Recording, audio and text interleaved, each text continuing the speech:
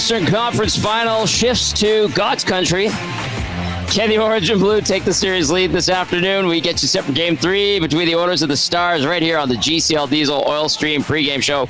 Good morning, everybody. Welcome to the pregame show right here on Edmonton Sports Talk. Tom Gazzola, Leah Simakopoulos from the Dallas Morning News with us. Hernan Salas back at EST Global HQ. So too is our analyst Joaquin Gage. We might hear from Reed Wilkins as he makes his way to the arena as well. Of course, we highly encourage you to get in on the conversation. Text us 780-218-9999. Get into the nasty chat. Behave yourselves today.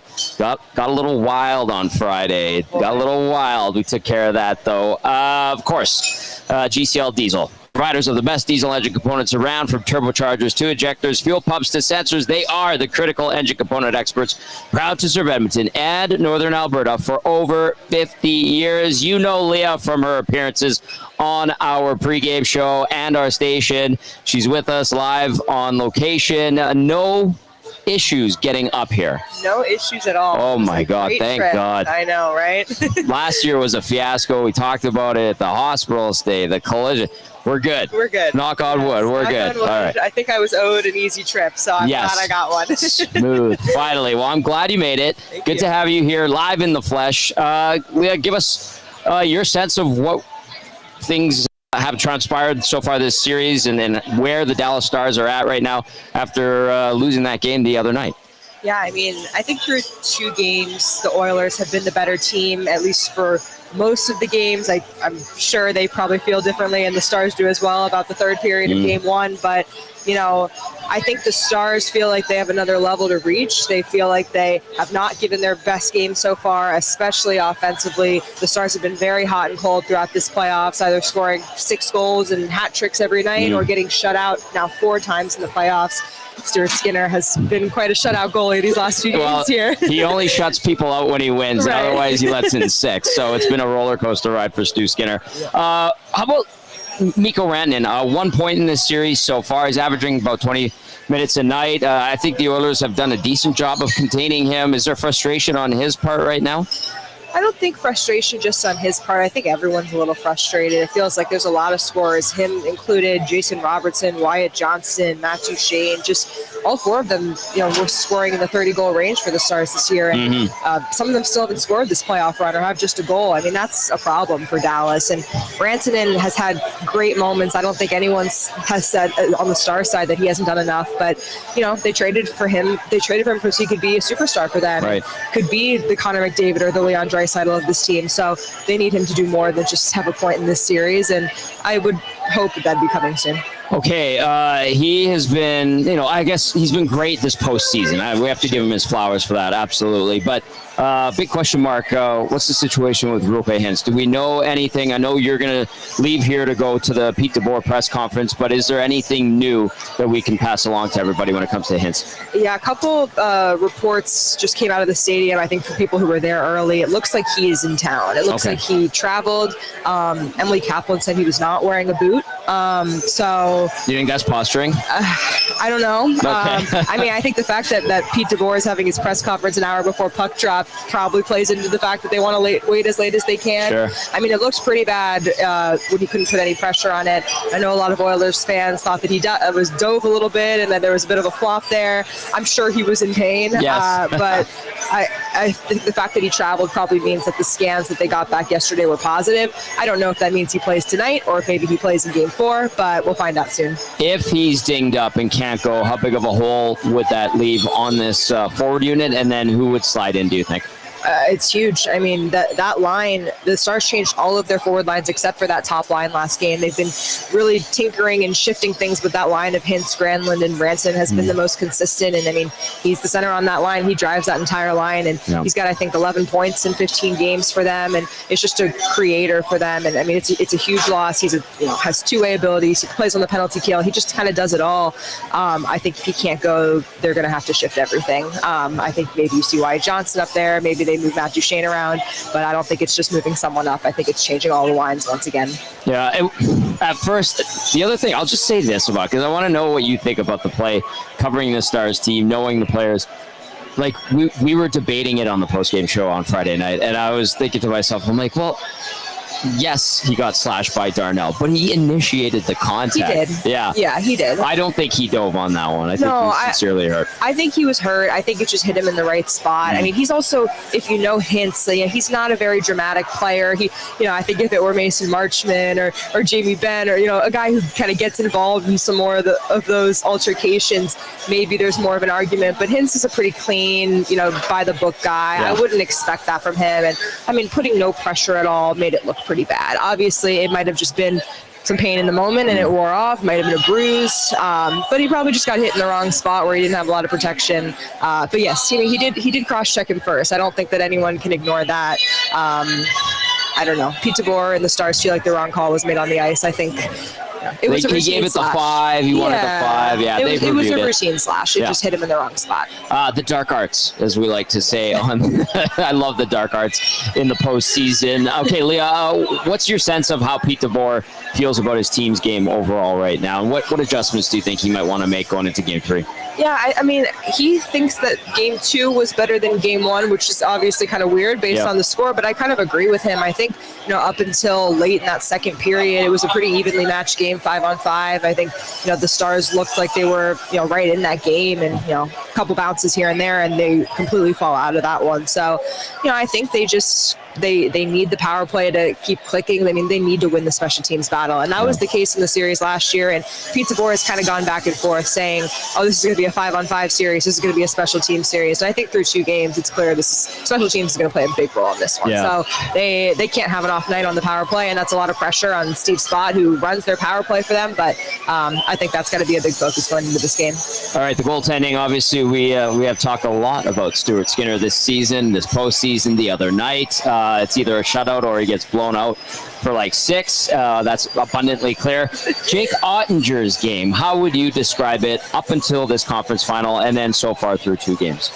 Up until this conference final, I think he was, one of the best goalies in the league this playoffs. I think through 2 games, he's been solid. I don't think he's maybe been as good as he was in Game 6 and Game 7 of the last couple rounds, but he's kind of known as being a goalie that gets better as the series goes on. He kind of eases into a series, and I don't think he's been the problem for them at all through 2 games. I think they're pretty confident with what they've got. So, he needs to be their best player every night or one of, and he's been that throughout this playoff run. So we'll see what he can do tonight. What kind of hockey do you think we're going to be watching this afternoon? I don't know. I mean, the first game I thought it was going to be like 1-0, 2-1, and then it ends up being 6-3. So I think we're going to see some goals tonight. I would like to see some goals. I'm tired of playoff hockey 2-1 games. Yeah, well, I mean, the Oilers are good for some excitement. It is a weird afternoon game. The Oilers have played a bunch of afternoon games historically in the postseason. A lot of people here were bringing that up and were saying they don't really do that. Well, after 40-something years of being in the NHL, but they have, I think, played around 9 games in the afternoons in the postseason. The Stars are no slouches when it comes to afternoon hockey as well, right? Like, they're used to it. They've played a good amount of them. I think they've done pretty well, kind of 50-50, but at least in their recent history, they've done pretty well. And their Game 7 against Colorado was an afternoon game, so that one went in their favor. So. Sometimes when you break out of that routine, crazy things can happen. I kind of hope that that's what we see, and it's a highly entertaining game. I would take the over on the 6.5 today, but we'll see how it goes. Okay, final question for you. You're here in Canada. We turned up the heat for you guys. Thankfully, I did see a smattering of Stars Victory Green uniforms around here. When you come up here, what are some of the things like you need to treat yourself to that are Canadian isms, I think you need to tell me. I mean, I spent a good amount of time in Winnipeg, and the only like true Canadian thing I think I had was I had poutine, which is like, I know, kind of basic. But you gotta have it. It's all right. I think you have it once, and that's good for me. But I love Edmonton. I mean, I spent a good amount of time here last year. I love just the green and the nature, and I saw the little river boat go by, so I was thinking of maybe trying to do something like that. So we have just walk around. Yeah, we do have that. There is a moose up there. Nice. And it is animatronic. His name is not Miko. It's Mark. Okay. Okay. I just want to clear that up. Leah, fantastic. Thank you for doing this. If you're up for it, Game 4 as well. For sure. I'm holding you to it on there. I did it last time. I'm doing it again. Okay. Thank you. I know you got to get off to Pete DeBoer's press conference, so I'll see you in the press box. Thank you. There you go. There's Leah Simakopoulos from the Dallas Morning News. Hernan, I'll send it off to you. Yeah, thanks, Tommy. We'll get you right back in here as you adjust everything there. I am with Mr. Joaquin Gage. Joaquin, how you doing on game day? It's great, man. I mean, hanging out an extra day with you is always awesome, right? Yeah, you were you weren't as happy to see me as I thought you were going to be, but all good. We're ready for an afternoon game, I guess. Ready to roll. I love this, man. We had the F1 race earlier. Got Indy on right now. Yeah. We're gonna hang out and watch Game 3 here. See if the Oilers can go up 2-1. Joaquin, it's gonna be a big game. Tommy already alluded to it with Leah. Rupe Hintz didn't make the trip. I mean, you would have thought this guy was. It was a little ridiculous, the pushback on his injury and all that. So we'll see if he plays.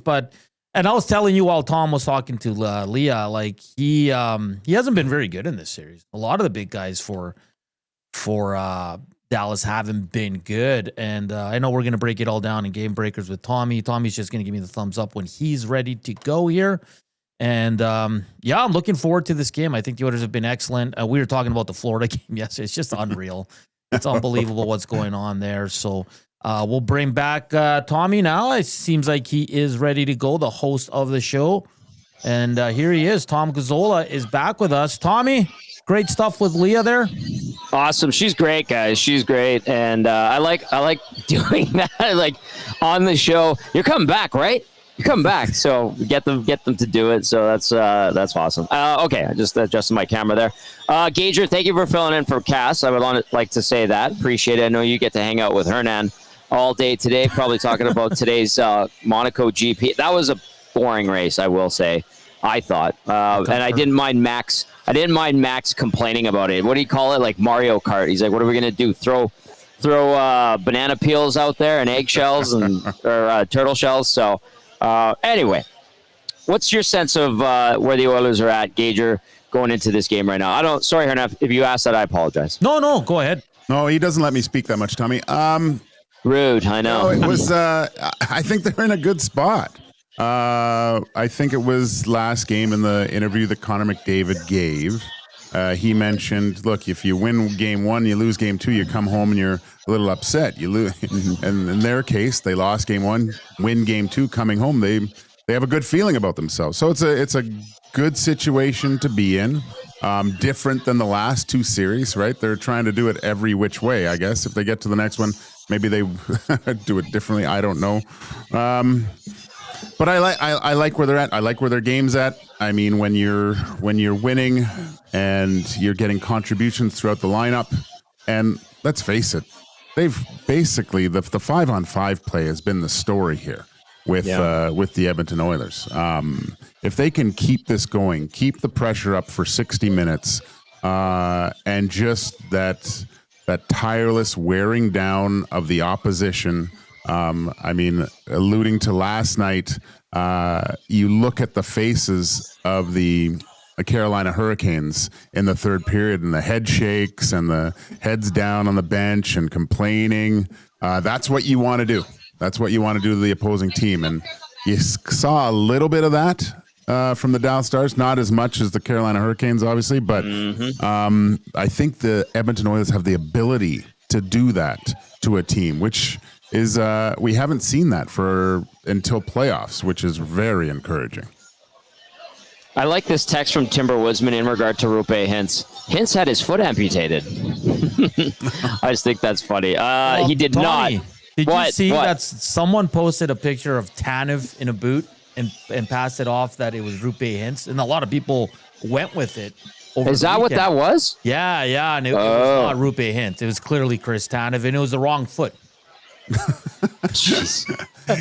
Come on, what are we doing here? Tommy, have you ever got a slash on the laces like that? Like it hurts like a you-know-what. Yeah, it does. It really, because there's no, and it gets right on the tendon.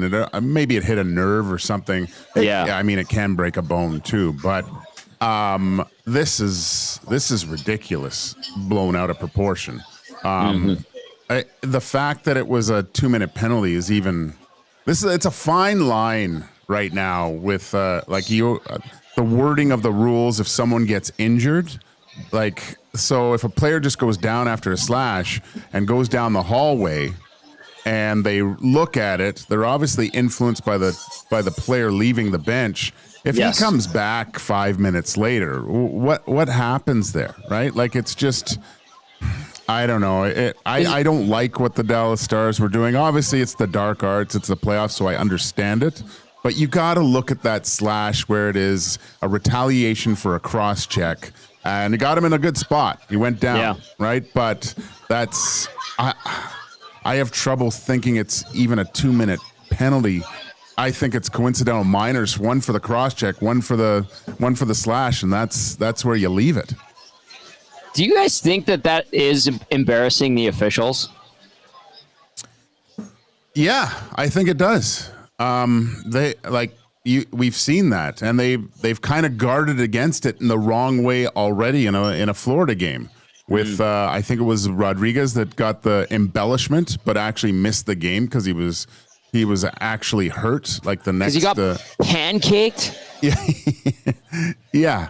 So, I mean, they're leery of it too. They don't want to influence a game like that, right? Like, and we've seen I don't know how many slashes we've seen in hockey over the amount of time we've been watching over the past few decades of watching it. It didn't look that vicious. Yes, right. It was an attempt to get a guy in a good spot, but that's what players do. That's, how many times Darnell's probably been slashed in that area in front or behind the legs. It's a portion of the dark arts, but come on, 5 minutes penalty for slashing. It's got to be more along the lines of a Pietrangelo skating 30 feet and slashing Leon Draisaitl across the arms. That's a 5-minute penalty, not what Darnell knows. And I always think, and I don't know this, guys, but like I always think officials see all these calls after the game, and they're like, "Oh, you bugger! You're like making me look like a fool." Yes,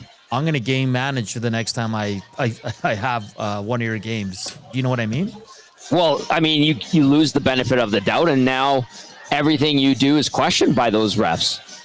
100%. So, I mean, there's a fine line there. All right. You can text us 780-218-9999. Get to the nasty chat as well. It's the GCL Diesel Oil Stream pregame show live on location at the Canadian Icehouse. Beautiful day. They have the huge bay windows open. There's tons of people on the patio. Hey, there's Wheels. There's the crew from Icehouse. And patio upstairs is open. Rooftop is going. Sid, the DJ, she's going to be playing up there. Man, oh man, good vibe around here. And then we've got Gager and Hernan back at EST Global HQ. We had Leah Simakopoulos on here from the Dallas Morning News. Reed Wilkins is going to stop by in a little bit. I want to say a couple of things, boys, before we dive into question of the day and game changers. I had Neil made this phenomenal iced coffee. Very good. He's like, "Do you need something in it?" I said, "No, that's for postgame." And then the other thing, I want to wish Carly, one of the managers here, the bar manager, a very happy birthday. She's in great spirits. And I said to her, "You know what, Carly, I had a good feeling waking up today. Something about today, there was a good vibe." So A, it's her birthday. B, maybe the Oilers get a 2-1 series lead in this one. So happy birthday to Carly. Shout out to Neil for making a tremendous iced coffee. The staff here are phenomenal. We're so lucky, guys. We were at Hudson's Bourbon Street the other day. It was fantastic. Big thanks to Steve and the crew there. Tony and Curtis at BP Westgate. And then we're going to be seeing Connor over at Hudson's White Ave for game number 5. But we're here for games 3 and 4, of course, at the Icehouse. Let's get into the question of the day, Nancito. If you've got one, fire away. I want to hear what people have to say about your question of the day. Well, it's going to be in relation to an afternoon game. The Oilers were 4-0 2024, like up until December in afternoon games, 2-3 once it flipped to 2025. I just want to ask Oiler fans, how concerned are they? Because the Oilers, the narrative years ago was they couldn't win in afternoon games, right? I think that's kind of flipped lately, guys. So which Oiler team are we going to see tonight in the afternoon? Now, both teams flew in yesterday. Both teams didn't have to skate. Both teams are playing at the same time, but what is the concern level with the Oilers afternoon game? Let's go 1 to 10. We'll start with Joaquin. Also of note, Chris Knoblock just spoke, and a bunch of media are tweeting it out. No Ekholm today. Same lineup as game 2. So is the afternoon game going to, who does it affect more? would you say? Is that the question? No, how Nancy? concerned are you for the Oilers that it's in an afternoon game? Well, where they've been really good as of late, but struggled in the past in afternoon games. To tell you the truth, I think an afternoon game on the road is a little bit easier than home because it's you're in the hotel and there's a certain way of doing things on the road. It's second hat, right? You're okay. Right. I get up and it's monotonous. For home games, that's a little bit different. You know, everyone's in a different situation. If you have kids, blah, blah, blah. But now you're getting up and the routine of it at home, I think, is a lot different than the routine you would have on the road, right? So, will it make a huge difference? I don't, but I'm just saying those are the kind of intangibles, I think. So it probably seems more like a game that they've done a million times over for the Dallas Stars rather than the Oilers where, you know, I get up and go to the rink in the morning, and that's kind of everything's put off just a little bit differently, I think, anyway. But these guys, the Oilers are the oldest team in the league. They have a lot of experience. It might affect them a little bit, but not as much to actually influence the game. As you said, Hernan, they've been really good in afternoon games over the past few seasons. Yeah. I think they're above 500 in them now. It just seems like we tend to remember the bad times, and there were some meek years with afternoon games where the Oilers, I didn't know which team showed up, the minor league team or the Edmonton Oilers did.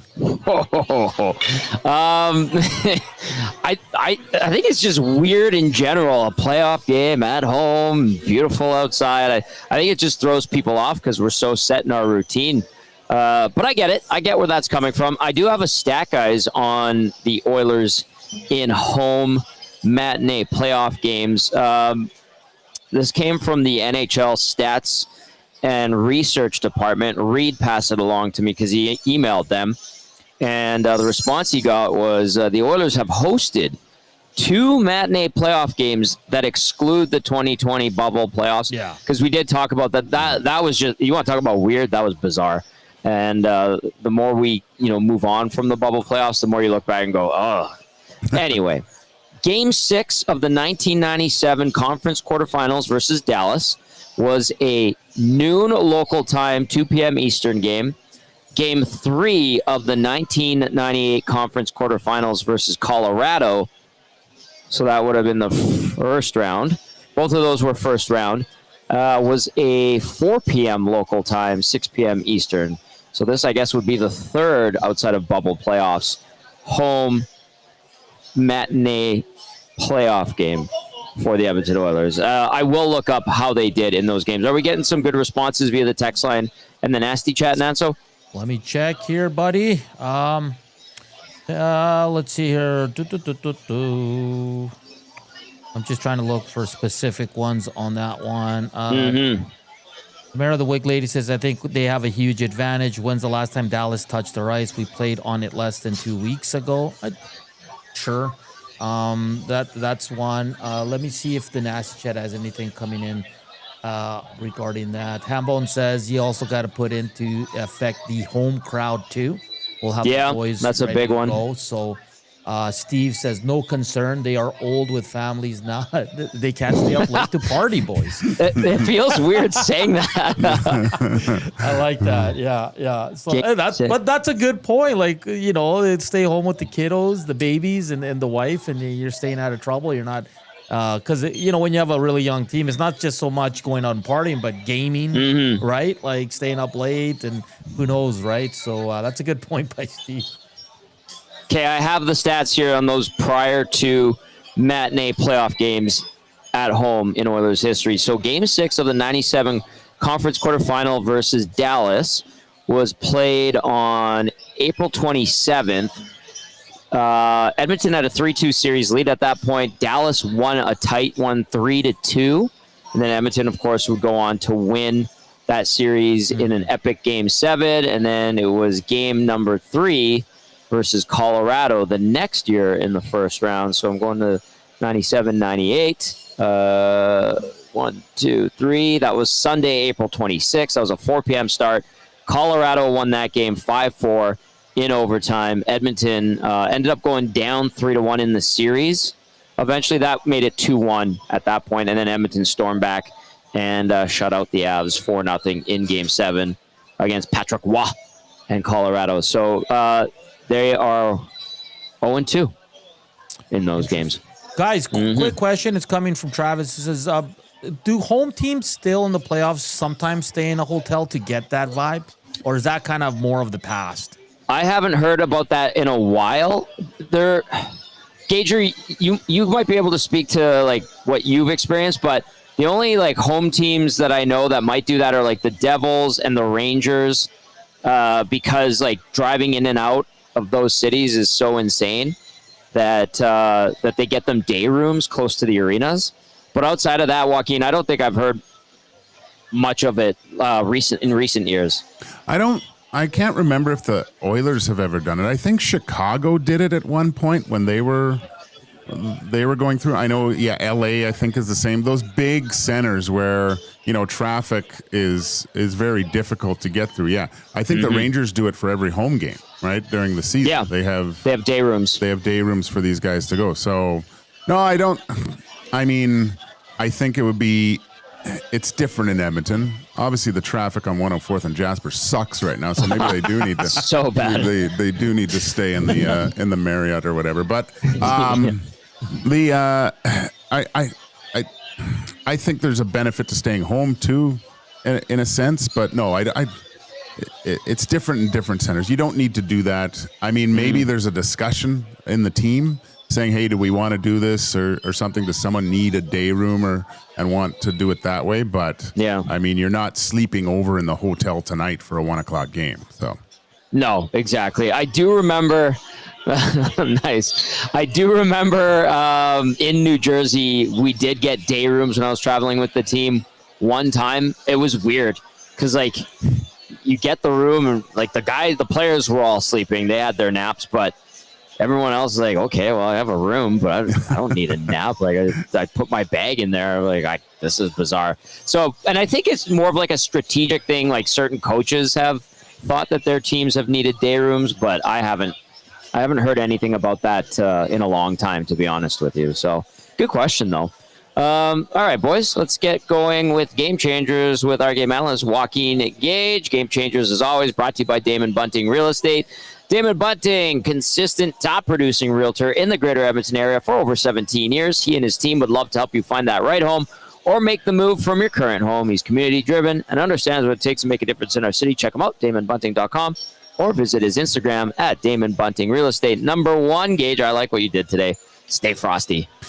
Yeah, just like Tom Kazansky, ice cold, no mistakes. That's how they've been playing 5-on-5 over the past two games, and that type of standard of play needs to continue moving forward. The Oilers have taken time and space away from the Dallas Stars in all three zones, I think.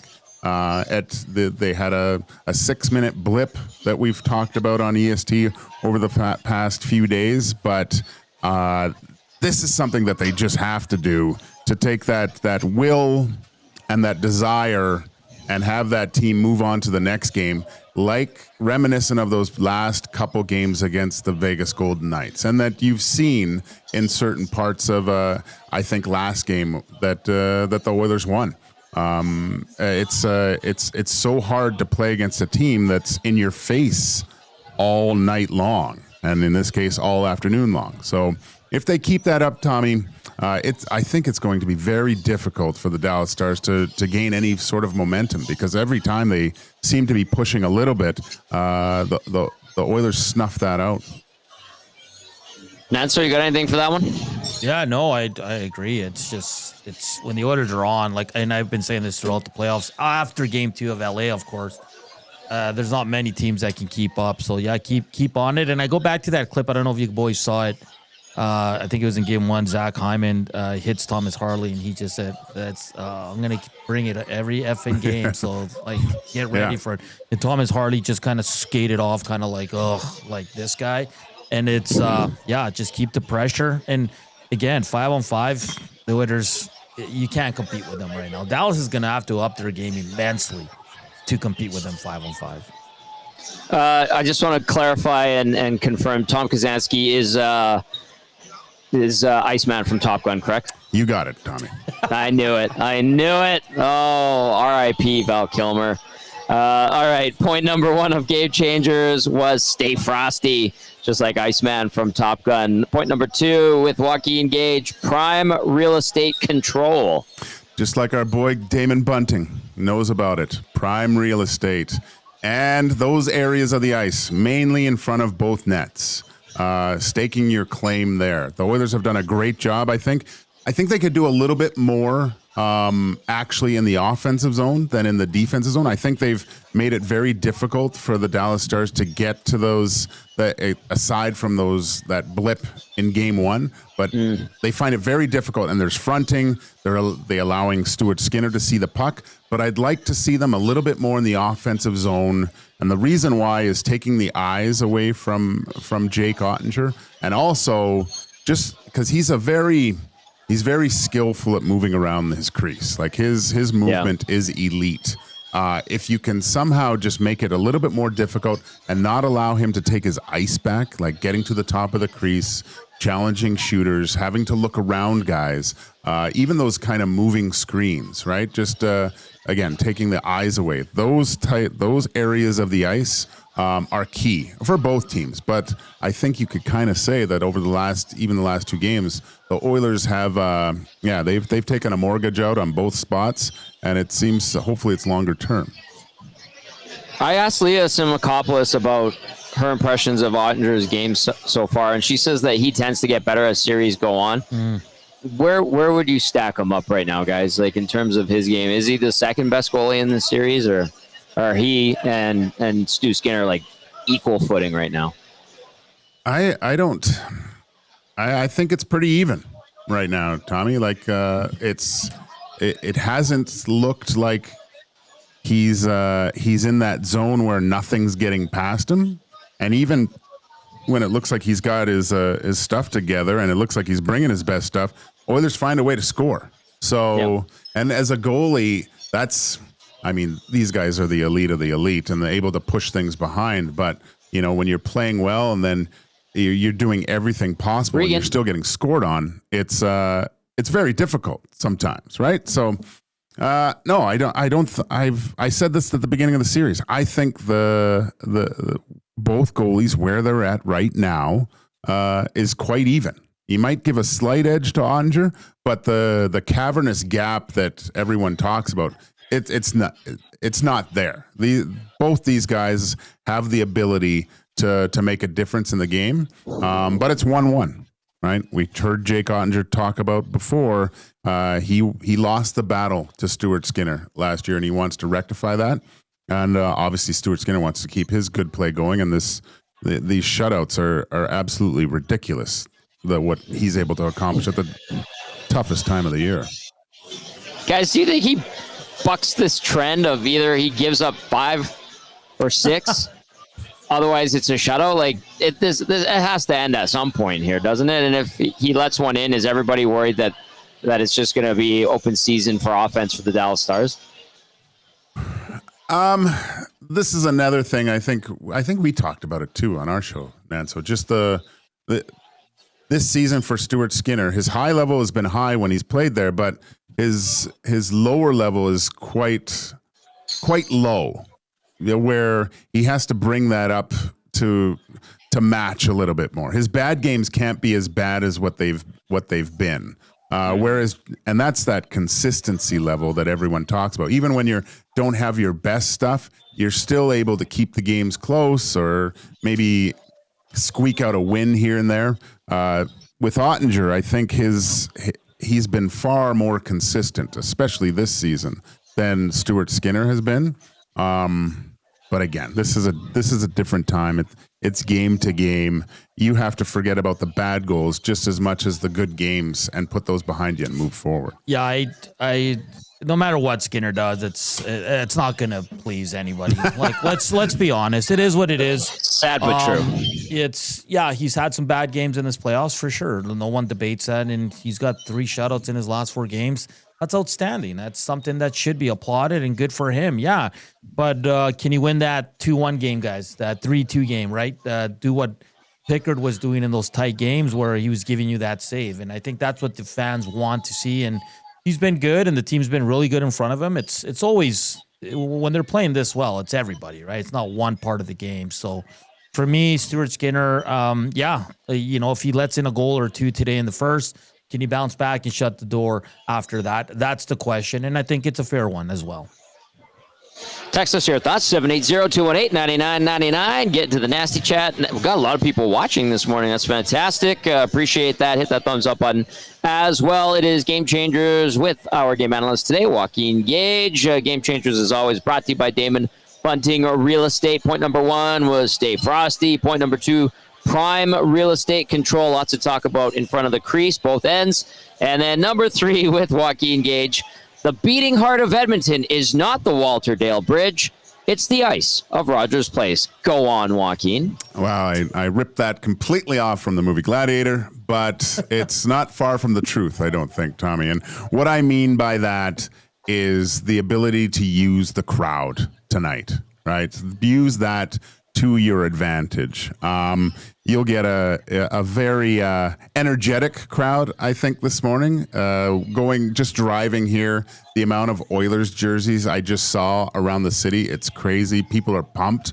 I did watch an interesting little interview from George Laraque the other day, and he was talking about in the finals, they knew if they just came out and hit everything, like every hit, everyone was getting out of their seats, right? Just use that type of stuff. If you have a chance to lay the boom on someone or good plays, just get everyone in it. That first goal is so important to keep the atmosphere up. Because I think tonight's going to be a very one of the loudest games, I think, in a while in Rogers Place tonight. So if you can channel that in the right direction and use it, it's just another tool in the toolbox for the Edmonton Oilers to possibly get to a 2-1 lead in this series. I'll describe the vibe down here right now. Like, people are calm. They're having brunch. There are like a lot of beers going. Yeah, there's some mimosas, there's some Bellinis, there's some iced coffees. There's but I think people are ready to pop off. Like, you can feel the vibe. People are in their shorts. It's getting late spring, creeping up towards summer, and we're still talking about hockey. There is a pulse, a big one here, and I think that, like you said, Gager, like if the Oilers go out there, feed that crowd, and then it's reciprocated back to them, and they harness that energy and use it. This could be a pretty special afternoon here in Edmonton. So we'll see if they can actually do that. I'm sure the intention will be there, but we'll see if they'll be able to execute on that as well. We've got a lot of people coming by and saying hi. Reed Wilkins is on location as well. That is Game Changers, as always, brought to you by Damon Bunting Real Estate. Let's get to our game day odds check, brought to you by Play Alberta. You can skip the flight to Vegas because jackpots are just a tap away. Experience all the thrills of the casino right from your phone with Play Alberta. Download the app today and deposit $20 using the EST exclusive promo code 100Casino for a $100 casino bonus. That's 100 Casino in all caps over at Play Alberta. The money line for today, Edmonton -175, Dallas +137. Your puck line, Edmonton +130, Dallas -227. The over-under is set at 6.5. The over is -105. The under -133. I feel like it's going to be an over type of game. What do you guys think? I'm with you. I think it's over today. I think we see a lot of goals this afternoon game. We might see some sloppiness too, guys. The first period, I think, is going to be high scoring. So I'm taking the over, Gage. Ooh, over. No, I think it'll be tight. What are we setting it at? What is the? Is it 6.5? 6.5. Yeah. 6.5. I'm going to take the under. I think it's going to be a kind of a very exciting game, but I think it's going to feel like overtime throughout the whole game, if you know what I mean. Like almost like next goal wins. Yeah. That type of feeling, which I love those types of games. Maybe because I'm a goalie, but hate goals. You crazy. You loco, SA. Timber Woodsman says, now eyes? Gager, you're on fire today. What else do we have? Tavera, you got to that one about the huge advantage. And Schmokey the Bear says, I cannot quite express just how excited I got when I realized y'all were paraphrasing Gladiator. So well done, Joaquin. You got a Top Gun reference in there and a Gladiator reference in there. Well played. Schmokey the Bear also wondered, is this the game where we get a save percentage between 835 and 999 from Stu? I think that's a fair question. Mary, Twitter Mary, who made some all those. I had one of those cupcakes, Mary. They're fantastic. Joaquin sampled it the other night. Thank you so much for those. Mary adds, Ottinger is showing cracks in the facade. Meanwhile, the Oilers goalies look stronger and stronger, and the team's defense is performing as well. P.S. The Indy 500 drivers need to do better at their job. Too many crashes. Well, it's no streets of Monaco, that's for sure. Okay, and then how about this one from Spruce Grove Corey, who says, I put this out on X earlier. Fans at Rogers should chant 5 every time a Dallas player takes a 2-minute minor. Well played. I think that's funny. I think that's very, very funny. All right. Do we have Chris Knoblock? I am in the process of downloading it, so it should be ready hopefully in a few minutes. Okay. Tommy, what have you seen from just the battle of the coaches? Like, I know there haven't been many changes to the Oilers lineup but the matchups you're seeing, who do you think's winning that kind of battle so far? Is it just the Oilers just because of the look of their dominant play? I like to read body language, Gager. And, I mean, especially post-game, to me, the way Chris Knoblock was responding to questions, I think he feels like he's in a really good spot right now. So, I mean, who's coaching better right now? I don't know. I guess Chris Knoblock, because Edmonton, and I said this on Friday night, like the Oilers have played and been the better team 5 out of 6 periods.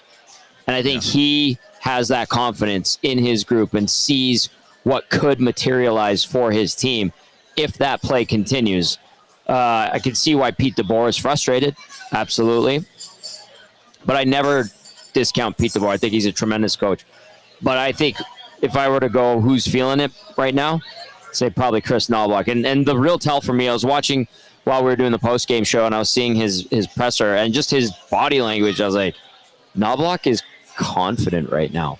That's how I've gauged the coaches, if that makes any sense. Yeah, no, body language is huge. I mean, if we're just looking at the other series, right? You see a Rod Brendamore who is completely falling apart behind. Well, yeah, looks like, right? It's hard not to, I guess, but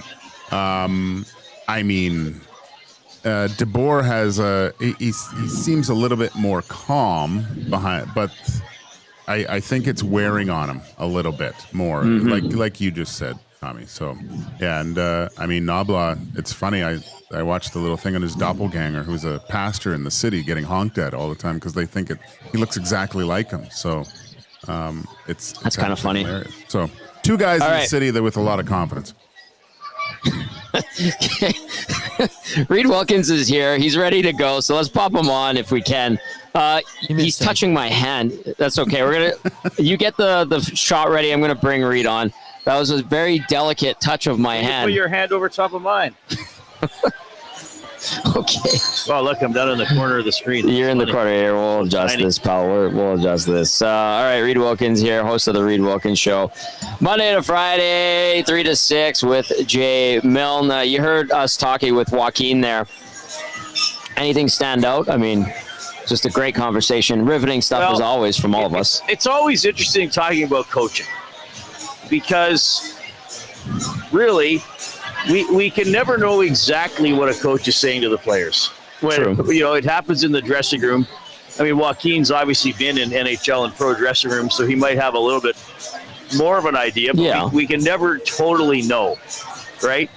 And, a lot of coaches, when they get fired, if you really look at it honestly, most teams don't get better. I mean, St. Louis, yes. Yeah, well, Detroit for a little bit still didn't make the playoffs. I mean, who else was? Chicago changed the coach. You got to have the players. Knoblock and DeBoer both have good players. So they got to push the right buttons at the right time and make the right adjustments at the right time. I wonder if Knoblock is in almost stay out of the way mode. You know what I mean? Like, I do get it. I think the Oilers are, we know they're a veteran team, as is Dallas for the most part. You know, they have some younger players, but a lot of their younger players have already played a lot of playoff games. But I wonder if Knoblock is sort of, and then the other guys, they're sort of like, okay, we don't need to manage the team's attitude. We don't need to go in there and tear the paint off the wall. Like the players know the standard, and they're holding each other accountable. You know, and then it's our job just to tweak or, you know, hold a player who's maybe not playing well accountable and put another player in. Or manage ice time. And look, Knoblock, it's funny with Knoblock, right? Because the biggest criticism I hear about Chris Knoblock is that he's too calm and boring when he speaks publicly. Yeah. The biggest compliment I hear from other people about Chris Knoblock is that he's calm and boring when he speaks publicly. So it depends what you want, and it depends sometimes whether your favorite team won or lost. But I do think, to Knoblock's credit, a lot of times with his post games anyway, you often couldn't tell if they won or lost. You know, like even when he does say critical things, but he never gets into sort of sounding angry or flustered or challenging questions from the media. I know he just joked with Rashad a couple times about the counting hits and stuff like that, but he's never done it in an aggressive way like Tortorella, or even how DeBoer got with Tim Kolashaw last season. Oh, yeah. He goes, go write whatever effing negative crap you want, Tim. Like, yeah. You know, so that was a build-up, right? But you're right. There must like, have been something there. Yeah. But anyway, so, but that is interesting, sort of about him seeming confident. That's my take on it. No, but it is interesting because I think a lot of people would say, when does Knoblock seem anything? except statement. vanilla. But I do statement. think he senses that he has a team that is playing well, that knows what they have to do, and if they keep, you know, pounding away, both literally and figuratively, the way they're hitting, that they got a pretty good chance to win the series. Gager, do you want to jump in there? Are you still kicking around in studio? Oh, I can hear him in the background. There he is. Just to Knoblock and his like demeanor, and what Reed was saying, like, is him being in stay out of the way mode, which is interesting. And when you said it, I got it, but I'm curious to know what you, Gager, think of that as someone who played and had a bunch of different coaches. Yeah, I like that demeanor on the bench, right? Just calm, cool, collected.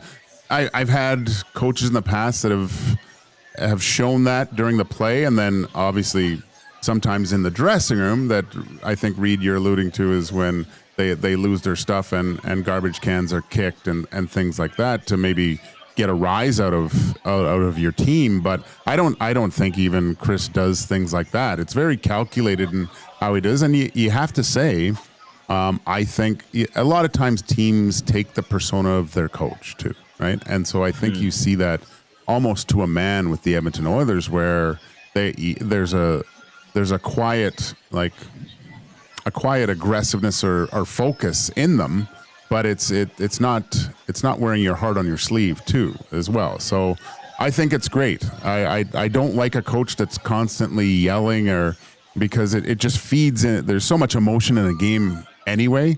When you have the yeller behind or yelling at the refs and things like that, you get caught up in it yourself, and it kind of takes away from your focus from the actual game, where you're trying to beat the other team. So I'd prefer a coach like Knobloch if I was playing, just because it keeps a very emotional part of the game under wraps, so to speak.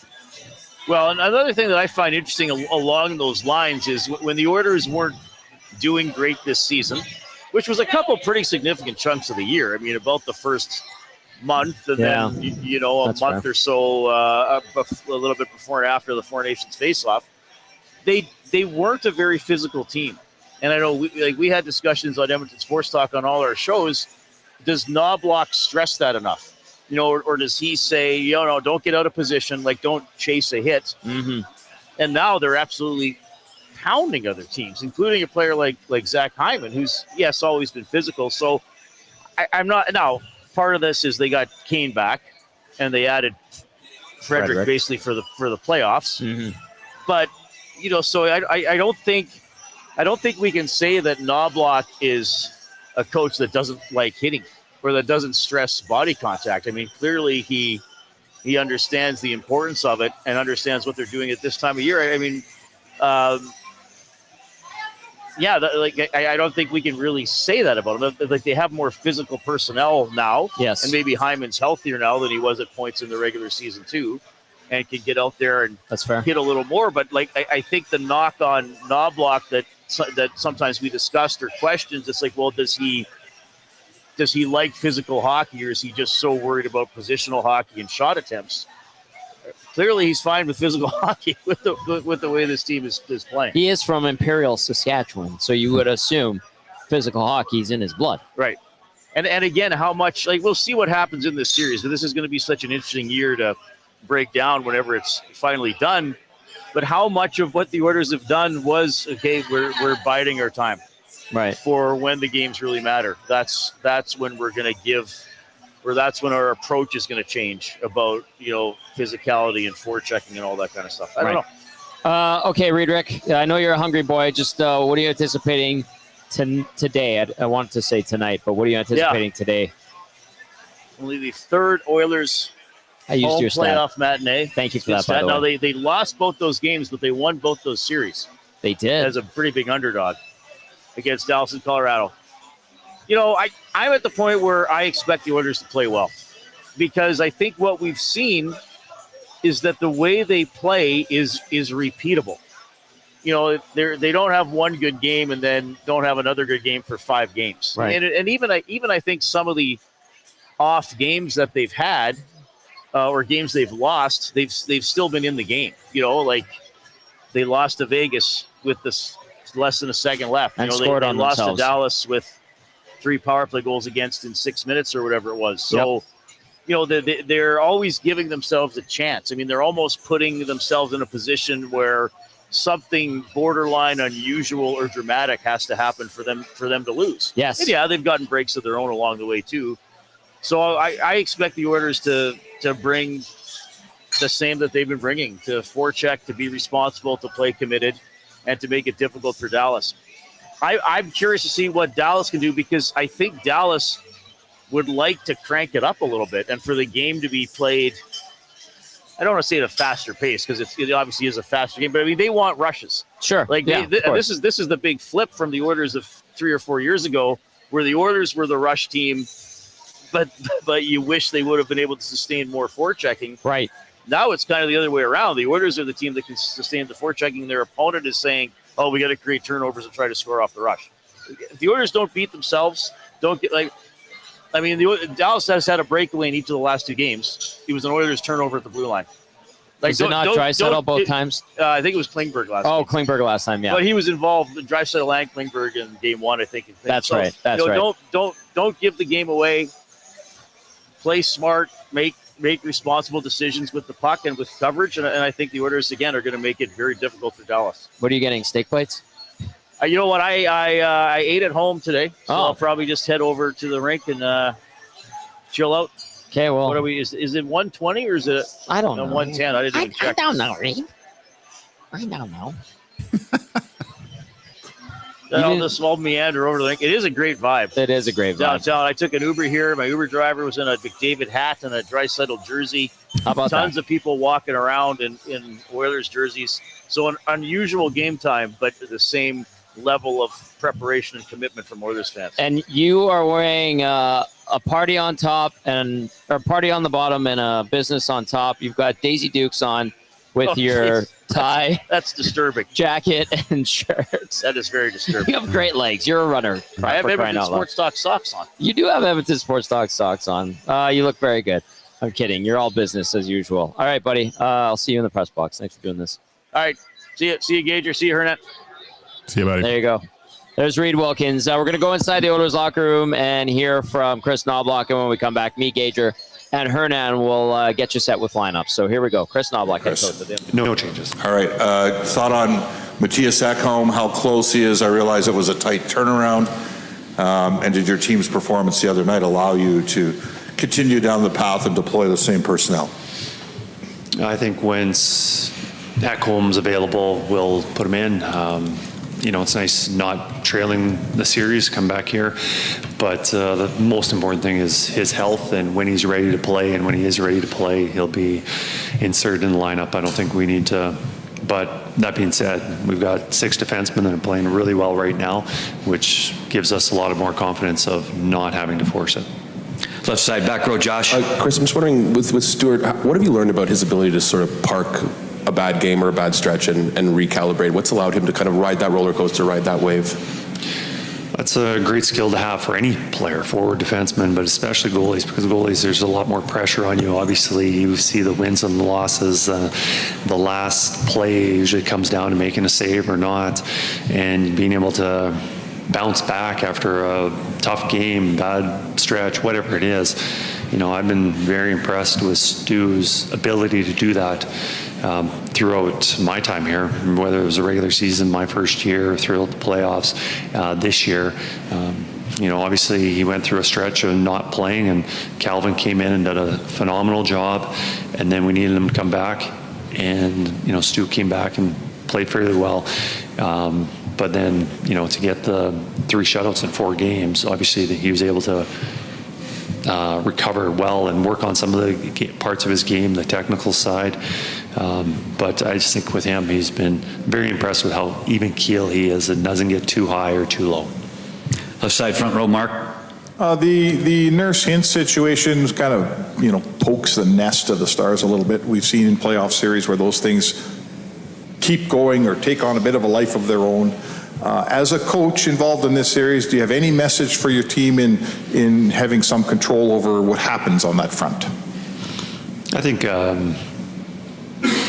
moving forward, I think we're a pretty disciplined team, and Dallas is a very disciplined team. I think both teams are more interested in doing what's right to win hockey games and not getting retribution or whatever happens. But I think it's important that we stayed disciplined and not going into the penalty box, especially with their power play.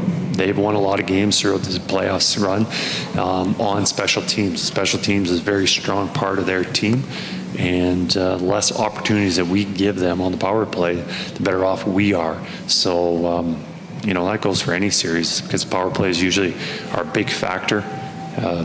For us, we want to play our game. We want to be hard. We want to be finishing checks. We want to play right to the line without having to go to the penalty box. Left side, second row, Derek. Hey, Chris. Hockey players can be creatures of habit, and when you change the schedule, sometimes they go off a little bit. I just thought on the afternoon start. Connor said he's never played an afternoon game in the playoffs. Just how do you kind of try and prepare the best you can? Yeah, it's a little bit different, especially now routine has become such a big part of our schedule right now throughout the playoffs. And now we do have some afternoon games, and throughout the regular season, I think we just try and mimic the schedule that we had during the regular season as much as possible, as time of our meeting times and what we're showing and the messages that we have. It is important that we are ready to go at 1 o'clock, and usually, we've got the routine of having a morning skate, and most guys nap and having their meal at a certain time and all that to kind of get ready for that 7 o'clock game. We don't have that opportunity to do that. And it's up to, that fortunately or hopefully that we are ready when that puck's dropped right from the start, because, having a strong start will be very important tonight. Right side, third row, Pierre. Yes, Chris, I wonder if you could walk us through your thought process in putting Leon with his current line mates and what you've liked from that line. Mostly the success that they had last year in the regular season. They played a stretch a lot around January, and they went really well. The analytics said they played well. They had a majority of the play in the offensive zone. So we wanted to make a little change during the playoffs, and it was during the Vegas series, and felt that Leon was playing left wing with Connor for a big stretch, and we wanted to put Leon back at center, and we're, well, what's best? And so that was part of it. Another part was putting in Kapanen. We wanted to just add a little boost to our game, because we felt, I believe it was after game 2, we won it, but it wasn't a good game by us. We felt like we were a little flat. We've got some players that weren't playing yet that were healthy and just itching to get in, that we feel they're good hockey players and give our team a boost. And Troy Stecher and Kapanen were those two players that we ended putting in, because we felt that, like I said, they could give us that boost. So we put in Kapanen, and we felt Kapanen and Podkolzin together have played well, and they've also played well with Leon. So that's where we decided to go with that line. All right, that was Oilers head coach Chris Knoblock speaking to the media about an hour ago, I would say. Gager, Nanso, anything that he say there like really stand out to you that you were like, oh, okay, interesting? I mean, I like the last question there on why Draisaitl's line mates are who they are. He was clear about. I think the question was like, was the last game that you can give Ekholm more time, and he said no. Like when he's ready, and he'll play. Like I understand that, and I know last post game people were like, "Who do you take out?" And I was like, "Well, it's Stecher, and it's nothing really that he's done, guys. But you're not leaving Matthias Ekholm out for Troy Stecher, no matter how good he's been. That's just the reality of the situation. Because the other 5 guys are not coming out, boys. Yeah, no. Stetcher's been good. Yeah, Stetcher's been really good. I just the biggest thing I took from that little interview was starting on time, right? You heard him saying we tried to mimic everything possible that we've done, because I can tell you it's hockey players, creatures of habit, right? The same thing, same way of doing things. So that's a big part. I think who can start at 1 o'clock the quickest here is probably going to have the most success, especially in that first period. But again, how do you not get up for Game 3 of the Western Conference Final, no matter what time of day it happens at, right? Leon's body language says, I don't hate this afternoon game. Gives me an excuse to get into the beers early. I mean, yeah, you're right. Like you should be fired up for this game no matter what. And then the fact that it's early in the day, it's here, it's a beautiful day. You're seeing people all over this city amped up for it. If you're an Oiler, like, screw like ephedrine pills or Sudafed, as Cass alludes to every now and then, jokingly, of course. They are a banned substance in the NHL, but like that should be natural booster to get you going and pumped up for this one. Timber Woodsman says Tommy is in a silly mood. Yes, I was trying to get a Daisy Dukes reference in on Reed. Business up top, party on the bottom, but he's all business, although there is a good party happening here in the Canadian Icehouse. So, yes, I'm looking forward to this afternoon as well, Timber Woodsman. Troll has added this. Even Hernan has taken the persona of the coach. No more Latino heat. You're just chill, Nan. So what's going on there? Do you believe him?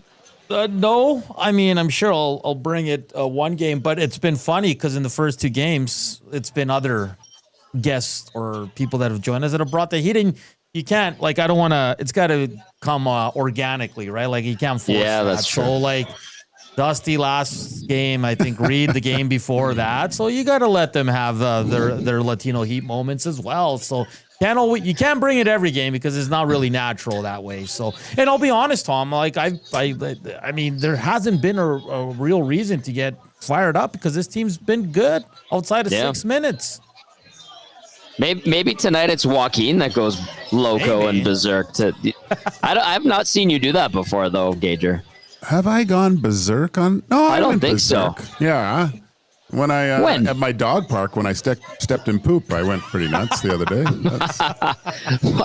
That's a bit different. Anybody would be mad about. Yeah, let's just hope the Oilers don't step in poop, because then you'll see the top blow off. Then maybe Tommy. But no, I think it's funny to say. I think Hernan's a calming influence on me, which is ridiculous. Amazing. It's great. Oh yes.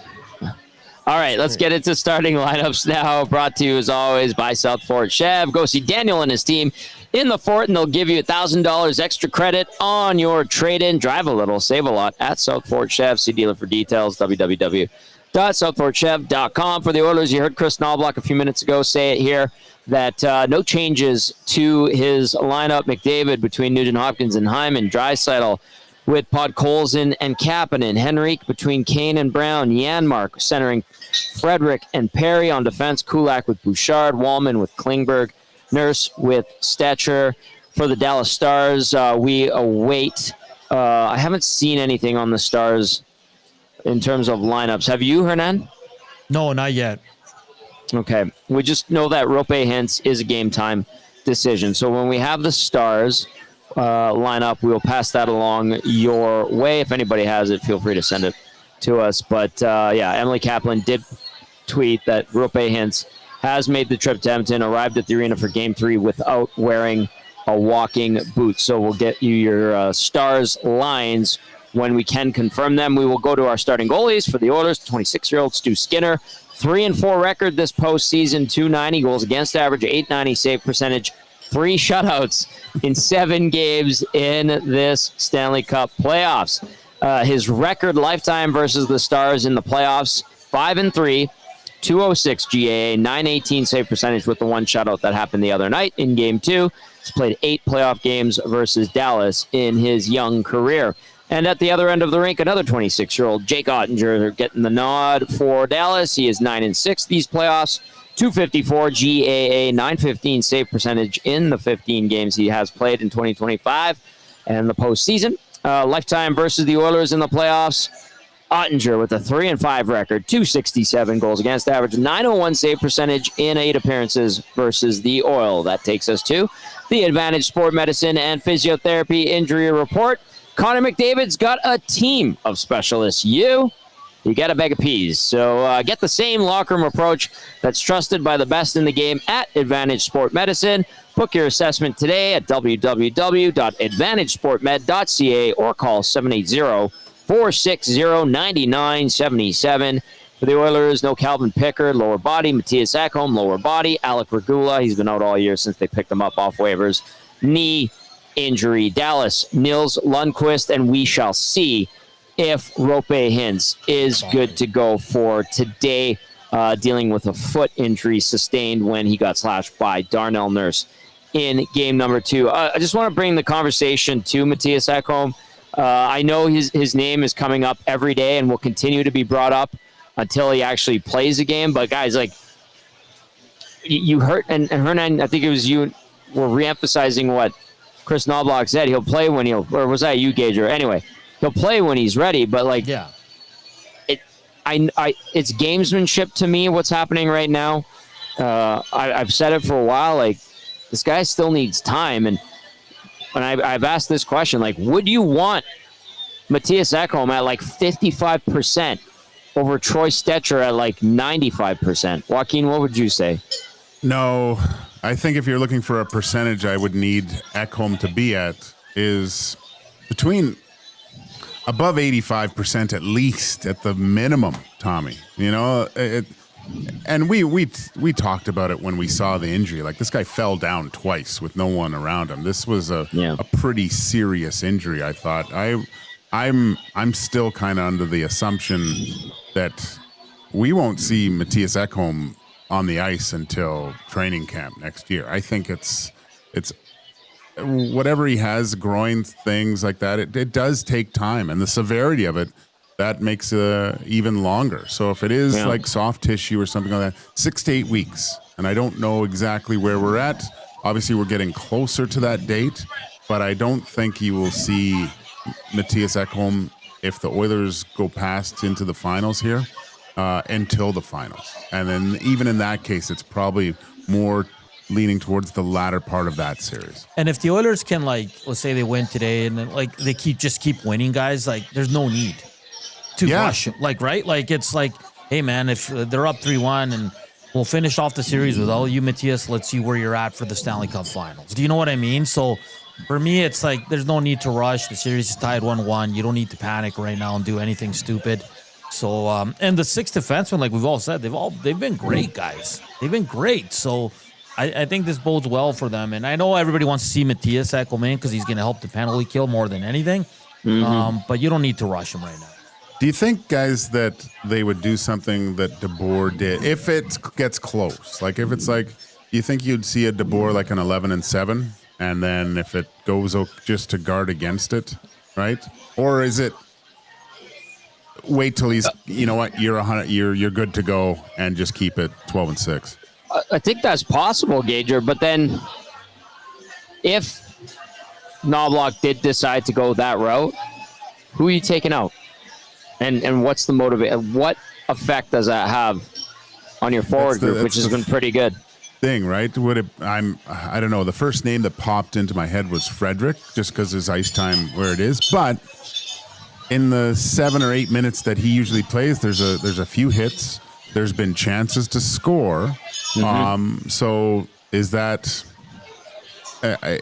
you're giving up something on both ends, I think, and I would rather, in my mind, and Nanso, you said it, like nothing's wrong with the defense right now. You're not cutting down to 4D and running them out of gas. Like these are 6 serviceable defensemen, which I think has been.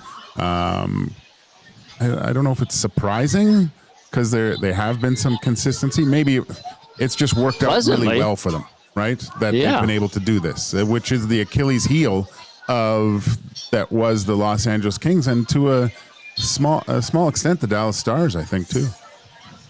Yeah. Leah just tweeted out Hintz is on the ice for warmups. Okay. Shocker. To no one's surprise. Well, I laughed.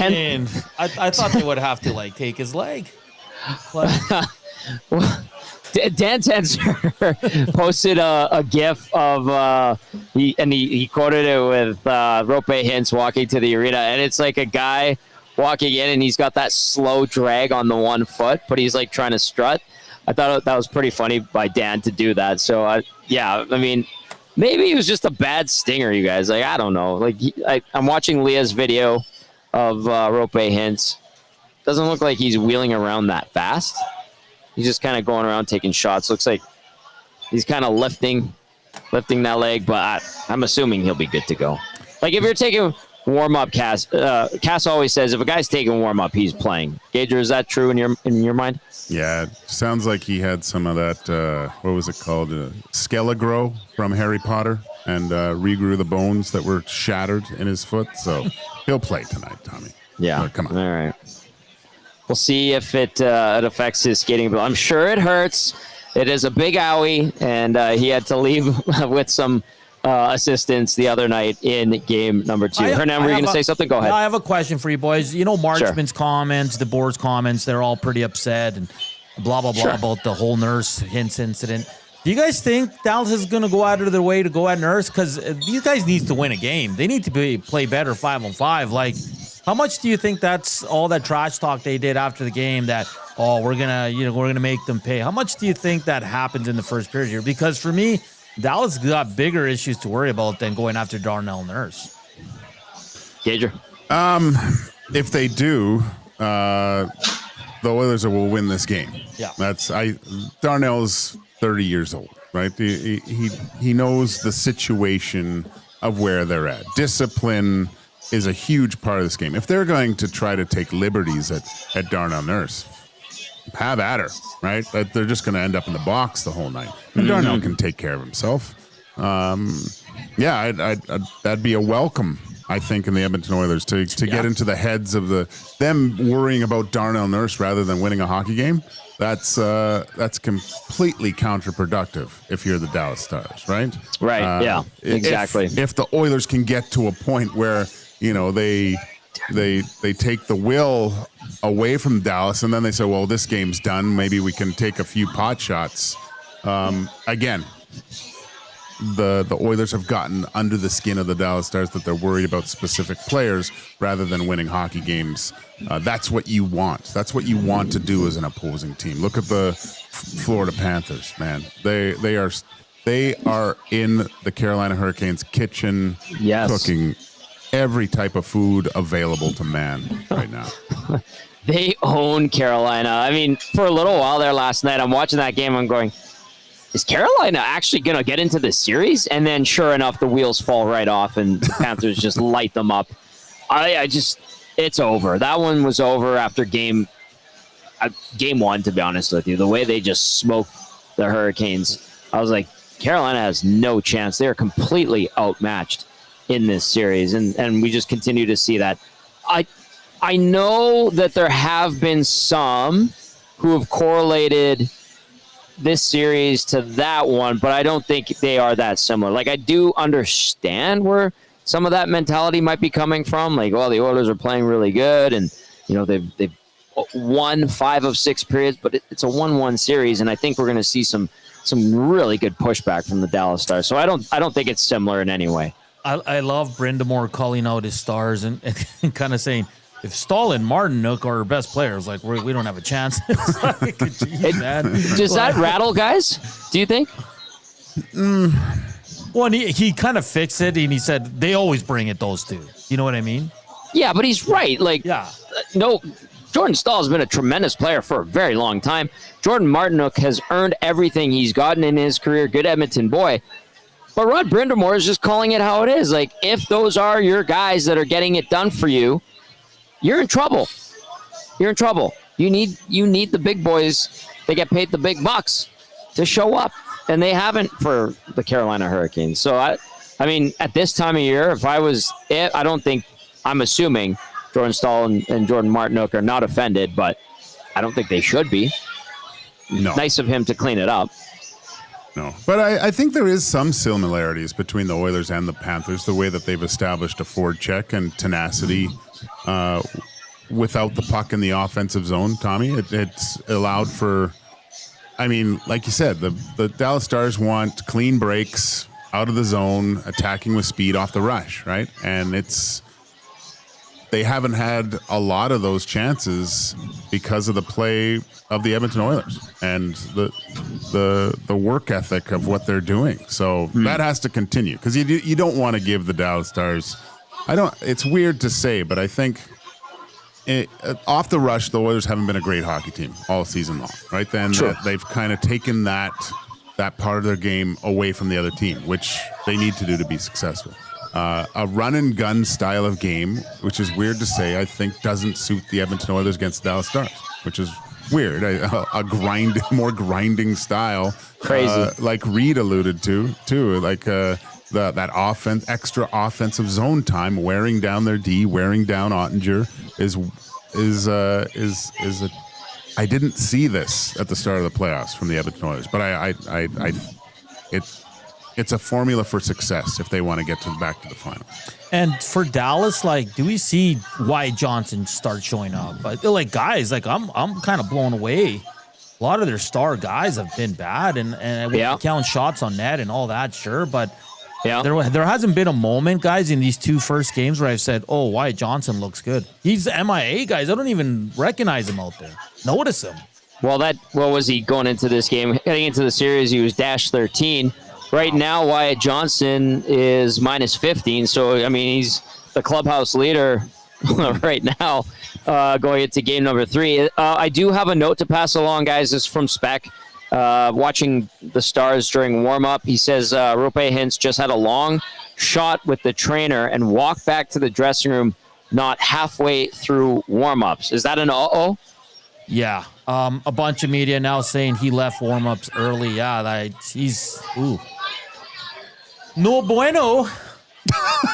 Unless Tom, the only way is like, hey, I'm good, and he's just going in to get maybe some further treatment before puck drop, and stuff like that. But it's usually not a good sign. I have not ever gotten a shot to play a game, and I haven't really been around that scenario, but he's not getting a shot right now to freeze his foot, is he? Like, it's already warm up. No, it would have been done already, I think. Yeah. Right? Right. Or maybe he needs to tape it up more. I don't know. But it sounds to me like it's probably a fractured bone in your foot. That's not good. No, that's if that's the case, he's done, which is I'm not going to say curtains for the Dallas Stars, but a huge piece of their team is missing if they don't have Roope Hintz in their lineup. He does everything. So if you didn't catch it, Roope Hintz did go on the ice for warm-up.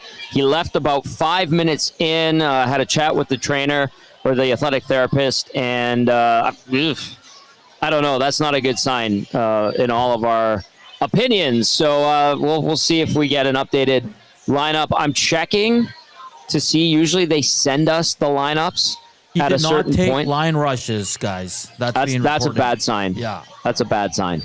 Okay, so there you go. Well, we thought he was going to play. Who knows? Maybe he still does. I mean, the fact that he's trying to gut it out and warm up, but it's a no-go, is not good at all. All right, keep those texts coming in, 780-218-9999. Get to the nasty chat. I want to shout out Jay and Andrea, who are here at the Ice House, some nasties. They were part of the big crew that showed up on Friday at Hudson's Bourbon Street. That was such an awesome time. Big thank you to everybody who was there. And then Darren from Arcadia stopped by to say hi really quickly as well. Go check out Arcadia. Nanso, you and I need to go for a beverage there soon. They have a great patio. Buddy, great patio.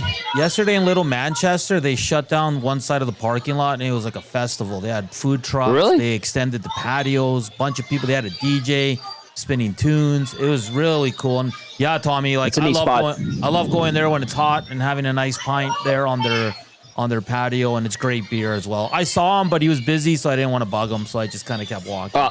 He came by and said hi really quickly just a couple minutes ago. We'll even bring Joaquin with us because he likes beer, I think. Geez, I was waiting. Geez, you guys, I'm still here. What? Oh, my God.